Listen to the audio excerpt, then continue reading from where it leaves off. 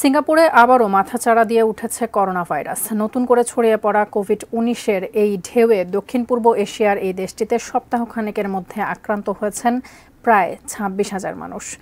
গত 5 মে থেকে 11 মে পর্যন্ত সময়ের মধ্যে দেশটিতে করোনায় আক্রান্ত হয়েছেন 25,900 জনেরও বেশি মানুষ। এর আগের সপ্তাহে সংক্রমিত হয়েছিলেন 13,700 জন। করোনায় আক্রান্তদের মধ্যে বেশিরভাগই তাদের বাড়িতে থাকলেও হাসপাতালে ভর্তি হবার সংখ্যাও বাড়ছে।